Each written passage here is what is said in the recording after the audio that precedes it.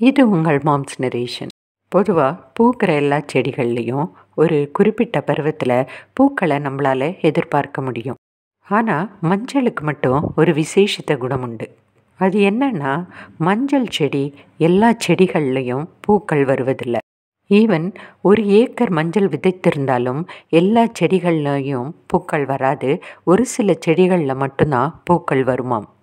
எங்கெல்லாம் அந்த செடிகளுக்கு ஃபேவரபிள் கண்டிஷன்ஸ் கிடைக்குதோ அந்த இடத்துல மட்டும்தான் அது பூக்களாக மலரும்னு சொல்லி சயின்டிஃபிக்காக சொல்கிறாங்க.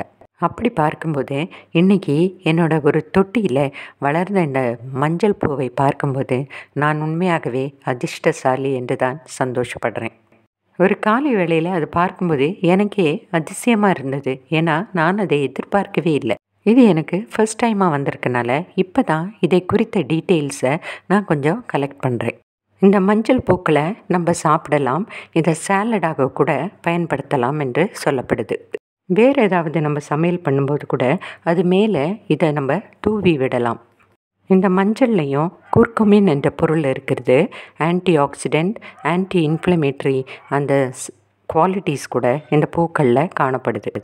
இந்த பூவில் நிறைய ஃபைபர் இருக்கிறனால நம்மளோட ஜீரண மண்டலத்தை நல்லா சுத்தம் பண்ணி கொடுக்கும்.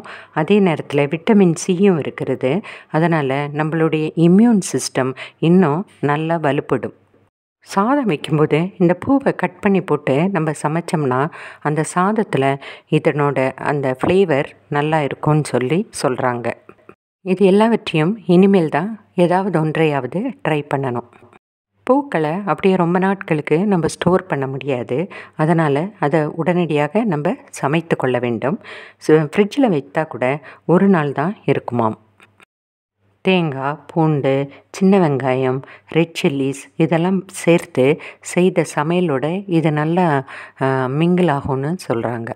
பொதுவாக இந்தியாவை பொறுத்த வரைக்கும் இந்த மஞ்சள் ஒரு டிவைன் ஃப்ளாராக தான் கன்சிடர் பண்ணுறாங்க. சில இடங்களில் இது அதிர்ஷ்டத்தை கொண்டு வரும்னு நம்புகிறாங்க.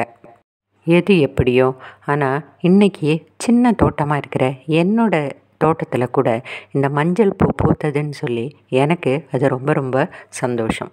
இந்த வீடியோ உங்களுக்கு பிடிச்சிருந்தா லைக் பண்ணுங்கள், சப்ஸ்கிரைப் பண்ணுங்கள், ஷேர் பண்ணுங்கள், கமெண்ட் பண்ணுங்கள். தேங்க்யூ.